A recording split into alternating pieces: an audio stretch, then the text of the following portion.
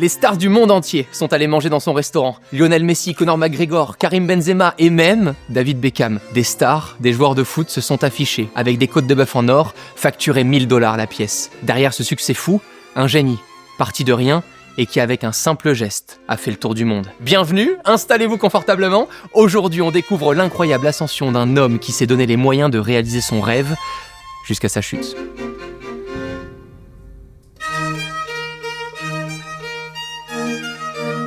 The viral sensation known as Salt Bae is here, whose salt sprinkling is practically an art form.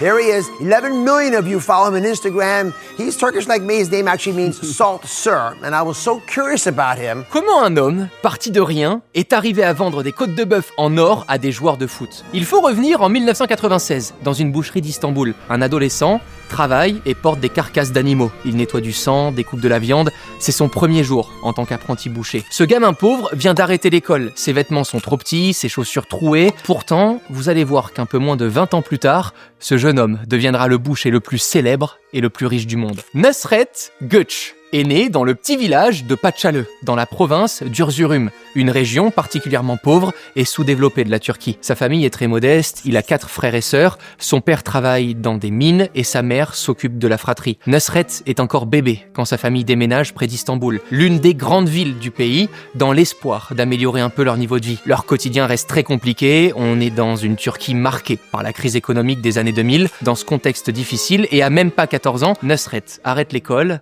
pour aller travailler. Son premier job ? Apprenti boucher. Beaucoup auraient vécu cette situation comme un cauchemar, mais pour le futur Salt Bae, il se passe quelque chose de différent. Nusret tombe en amour pour ce métier et il prend la décision de s'y consacrer pleinement avec comme objectif devenir le meilleur boucher du monde. Il bosse 7 jours sur 7, il accepte les tâches que tout le monde refuse, les week-ends, les jours fériés, il économise chaque centime et surtout, Nusret fait le show. Déjà à cette époque, il se démarque très vite par sa posture, sa façon de tenir son couteau. Non seulement il bosse bien, très bien, mais les personnes qu'il croise, à l'époque, se souviennent déjà de lui.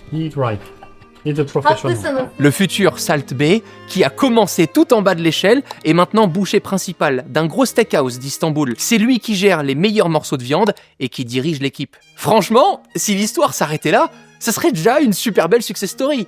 Pour Nusret, ce n'est que le début. Il a 25 ans, un bon poste, mais il a la dalle.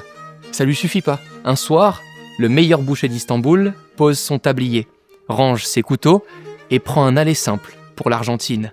Le pays de la viande, c'est la première fois qu'il quitte la Turquie. Il ne parle ni l'espagnol, ni l'anglais, et évidemment, là-bas, à plus de 12 000 km de chez lui, il ne connaît personne. Nusret a connu bien pire. Alors sa stratégie, une fois sur place, travailler presque gratuitement, en demandant d'être logé et nourri. Restaurant, boucherie, ferme, Nusret veut tout voir, tout découvrir dans ce pays où la viande est une religion. Il y apprend de nouvelles techniques de découpe, de maturation, 2 sujets qui l'obsèdent et dans lesquels il se perfectionne. Nusret est doué et il veut que le monde entier le remarque. Il se sent prêt pour réaliser alors le rêve de beaucoup d'entrepreneurs, un rêve qui peut te bâtir autant que te détruire, partir aux États-Unis.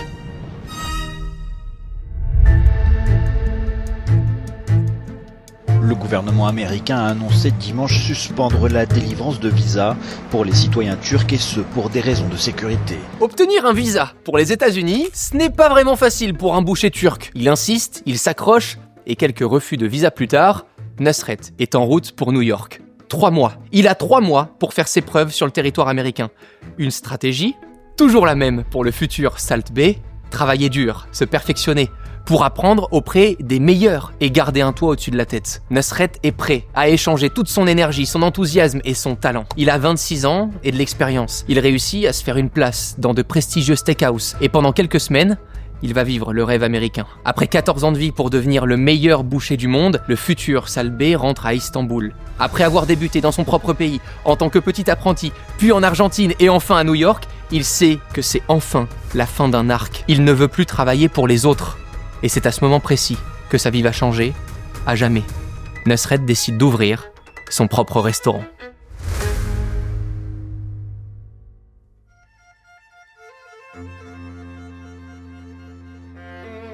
Ce n'est qu'après 1h30 d'attente qu'il pénètre enfin dans le restaurant. Ah, il est là-bas. Il m'impressionne là. Ouais, il est impressionnant. Limite, il me fait peur. Avant de devenir Salt Bae, en 2010, Nusret pense avoir tout ce qu'il faut pour se lancer. L'expérience, la connaissance, la rage de réussir. Il manque un truc. L'argent. Il a oublié l'argent. Ça aide pour ouvrir un restaurant, mais cette fois, il est plus tout seul. Il est chez lui, à Istanbul. Et d'anciens clients sont devenus des amis, notamment Mithat Erdem, qui deviendra son premier business angel. Le deal est simple. Mithat fait la banque et prête suffisamment d'argent à Nusret pour ouvrir un petit steakhouse. Nusret, lui, est le chef et le gérant. Ensemble, ils ouvrent le Nus Et, un concept de steakhouse qui, sans le savoir, fera très bientôt le tour du monde. Quelques tables seulement, une ambiance unique, des morceaux de bœuf de haute qualité, cuits à la perfection et servis avec juste de la salade et des pommes de terre. Un détail, chaque client voit son morceau de viande servi par Nusret en personne qui vient le découper et le saler avec un geste qu'on connaît tous aujourd'hui. Instagram est né le 6 octobre 2010. Le restaurant ouvre la même année et à cette époque, impossible d'imaginer que 15 ans plus tard, Nusret aurait plus de 50 millions d'abonnés grâce à ce simple geste devenu culte. One day, my follower 3 million. One week, 7 million. Alors très vite, le petit restaurant d'Istanbul devient incontournable. Il faut faire la queue pour y avoir une table. Tout le monde veut voir le boucher le plus charismatique du pays. Et peut-être que tout aurait été plus simple s'il en était resté là. Nusret était une figure incontournable de la ville, les affaires marchent bien, alors pourquoi tout remettre en jeu pour tenter une aventure que tant ont échoué?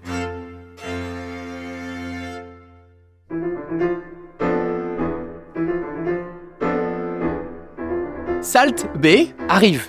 Après son premier restaurant, Nus Et, à Istanbul, une chaîne de steakhouse se développe. Et il est temps de faire rentrer un nouvel associé au capital, et cette fois, c'est un fonds d'investissement. Le groupe Dogus, déjà spécialisé en restauration avec leur filiale Daydream, le tout contrôlé par Ferit F. Saenk, un milliardaire turc. Nusret change de game à ce moment-là. Et vous allez voir que c'était peut-être la pire décision de sa carrière. Nusret et ses restaurants sont propulsés par ce fonds d'investissement, devenu actionnaire majoritaire. L'expansion du groupe s'accélère et de nouveaux établissements ouvrent, d'abord en Turquie, puis dans le Golfe, à Dubaï, Doha, Abu Dhabi. Un fonds d'investissement n'est pas là pour affiner les pièces de bœuf ou encore trouver la meilleure sauce à servir aux clients. Un fonds d'investissement est là pour faire de la thune, beaucoup de thunes. Et il est rare que des entrepreneurs gardent leur âme une fois que le loup est entré dans la bergerie. Le concept Nusret s'affine, les bases restent, mais l'offre devient de plus en plus luxueuse. La découpe devant le client, la qualité exceptionnelle des produits et le style de Nusret, devenu une signature, continue de rendre l'expérience unique. Le 7 janvier 2017, un événement impossible à prévoir se prépare. Les réseaux sociaux vont faire de ce boucher ambitieux une star mondiale en quelques heures. Une vidéo de 30 secondes va tout changer. 30 secondes publiée sur Twitter avec un hashtag. Un seul, devenu mythique, Salt Bae. I make a video. Our waiter, I ask him, can you take a picture and video for me? I make one big tomahawk, and then I cut, very nice, and then I put the salt, with the sun, like a rain, like a snow. And I go to sleep around 1 o'clock. I wake up 6 o'clock, and then I open the telephone. My telephone is different. Sans savoir ni qui il est, ni ce qu'il fait vraiment, Twitter s'enflamme. Nusret devient un mème. Son image est détournée, parodiée. Le Time Magazine et le New Yorker font un sujet sur le phénomène. Tout le monde se prend d'affection pour ce beau gosse un peu étrange qui sale sa viande comme si sa vie en dépendait. Lionel Messi, Leonardo DiCaprio, DJ Khaled, tout le monde reprend ce fameux geste. Nusret lui-même n'aurait jamais imaginé une telle médiatisation. L'impact est considérable. Une exposition qui se valorise des millions de dollars, peut-être même des dizaines. Non seulement maintenant, tout le monde connaît sa tête, mais en plus, son expertise en tant que boucher est valorisée. Des clients sont prêts à faire des milliers de kilomètres pour se faire saler leur viande par Salt Bae lui-même. Pour un boucher businessman comme Nusret, et après toutes ces années de travail et d'apprentissage, l'heure de gloire est arrivée.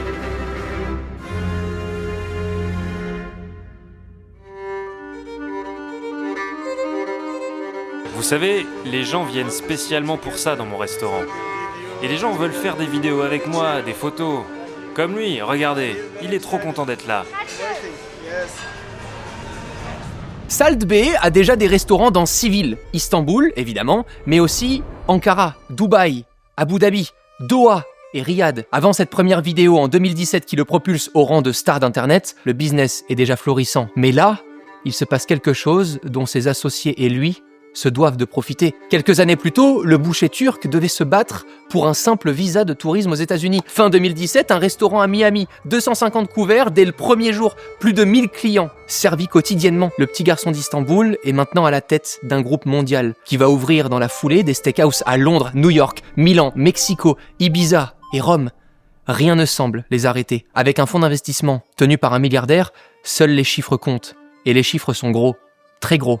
Dans cette même période, Daydream, ce fonds d'investissement qui porte la franchise, enchaîne les gros deals financiers et accueille de nouveaux investisseurs, notamment Temasek, le fonds souverain de Singapour, et Metric Capital Partners, un fonds privé basé à Londres pour un deal à 200 millions de dollars. Pour eux, Nusret est un véritable atout. Tous les voyants sont au vert. Le concept est toujours le même, de la bonne viande et du spectacle. Mais dans la nouvelle génération de steakhouse, le côté luxe est poussé à l'extrême.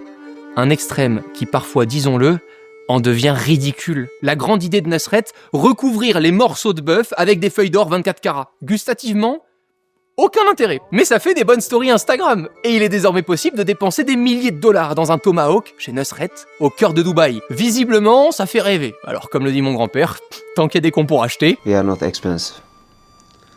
This is, perception, not reality. Our product, best of the best. Salbé partage maintenant sur ses réseaux sociaux des additions à plusieurs dizaines, parfois centaines de milliers de dollars, avec des légendes genre « quality never expensive ». Voilà, c'est super inspirant. Sauf que la qualité devient pour la première fois un sujet. Les critiques fusent sur ces restaurants décevants et bling bling. Alors, difficile de savoir si c'est vraiment la qualité qui a baissé avec l'expansion de la franchise, ou si ce sont les attentes des clients qui ont augmenté. Toujours est-il qu'après l'engouement et la hype, la popularité des restaurants est en chute libre. L'adresse de Londres, par exemple, se fait totalement défoncer sur TripAdvisor. En 2022, 5 ans après le buzz Salt Bae, ce projecteur qui aura rendu Nusret riche et célèbre s'apprête maintenant à le pousser tout droit vers la sortie. Et ça passe. Et ça passe, et l'Argentine est championne du monde. L'Argentine, championne du monde. 18 décembre 2022. Cette date, les Français, vous la connaissez. Le coup de sifflet final vient de retentir. L'Argentine est sur le toit du monde. Lionel Messi tient enfin son Graal. L'histoire est parfaite. Sauf qu'au milieu de la pelouse, un parasite s'invite dans le cadre. Nusret, Salt Bae, le boucher d'Instagram, costume cintré, lunettes noires, vissées sur le nez, qui décide que ce moment est le sien. Les images sont lunaires. On le voit agripper le bras de Messi. Une fois, deux fois, le capitaine argentin, connu pour sa réserve, tente de l'ignorer. Le regard un peu fuyant, visiblement gêné, mais Nusret ne lâche pas. Il force. Il veut sa photo, il veut sa part de lumière. Et ça va aller beaucoup plus loin. Contre toutes les règles strictes de la FIFA, il attrape le trophée des mains des vainqueurs. Il l'embrasse, il le soulève, il va jusqu'à mordre les médailles des joueurs comme s'il venait de tirer le coup décisif. Ce soir-là, devant des milliards de téléspectateurs, le boucher n'a pas seulement brisé un protocole sacré, il a complètement pété les plombs et a transformé une consécration historique en un malaise mondial. Devant leurs écrans, les spectateurs repensent au steak plaqué or, aux additions à 300 000 $. Et ce soir-là, le monde se met à détester cet homme, sans gêne et arrogant. La FIFA d'ailleurs publiera même un communiqué expliquant que son accès à la pelouse était anormal. Après la finale de la Coupe du Monde, le groupe Daydream, les vrais dirigeants de cette franchise, ferment des restaurants, notamment aux États-Unis. Pour sauver leur apparence, évidemment, on parle de repositionnement, de déménagement, mais le bad buzz a amplifié une baisse d'intérêt pour son concept. La hype est passée et les riches clients qui achetaient des burgers plaqués or ont changé de lubie. L'adresse à Londres existe toujours, mais accumule aussi de lourdes pertes et souffre d'une réputation catastrophique. En 2023, l'envers du décor bascule encore un peu plus. Plusieurs anciens employés ont porté plainte et accusent l'entreprise de pratiques illégales sur les conditions de travail. Des pourboires mal redistribués, des problèmes de salaire, d'heures supplémentaires et, selon certains témoignages, un climat interne est décrit comme toxique, avec des accusations de discrimination et de représailles contre ceux qui se plaignent. Chaque dossier se joue sur les preuves et sur ce qu'en décidera la justice. Les médias, eux, l'ont déjà jugé. En 2025, le site officiel annonce encore 16 restaurants ouverts, dont plus de la moitié en Turquie. Alors l'histoire n'est pas terminée. Et peut-être qu'une belle idée ou un nouveau buzz sauvera Salt Bae. Les chiffres ne sont pas publics, mais il possède a priori encore 25% des parts du groupe. Nusret continue de partager des photos et des vidéos de lui et des restaurants à ses 50 millions de followers sur Instagram. Il s'est excusé plusieurs fois pour son attitude le jour de la finale de la Coupe du Monde, et peut-être a-t-il finalement appris une grande leçon. We must follow the rules. Next World Cup, I never touched the World Cup. I go to, of course, stadium, see the match, but I never touch again. Nusret est la preuve vivante que l'acharnement, le travail, l'abnégation peut briser tous les plafonds de verre. Un gamin parti de rien a fini par servir les plus grands de ce monde. C'est la magie de notre époque. On peut devenir une icône planétaire en une vidéo, d'abord pour son savoir-faire, puis pour la magie qu'on incarne. L'ascension a un prix, et le sommet donne le vertige. Le problème n'est pas de monter, le problème est de croire qu'on ne redescendra jamais. Le public vous fabrique aussi vite qu'il peut vous détruire. Il suffit d'un geste de trop, d'une seconde d'arrogance mal placée. Salbé a construit un empire sur son image et l'a fissuré par son ego. C'est le paradoxe cruel du personal branding. L'ambition est un moteur incroyable pour décoller, mais l'humilité reste le seul parachute doré. L'histoire n'est peut-être pas terminée, les génies échouent aussi, et c'est souvent dans ces instants précis que naît leur légende.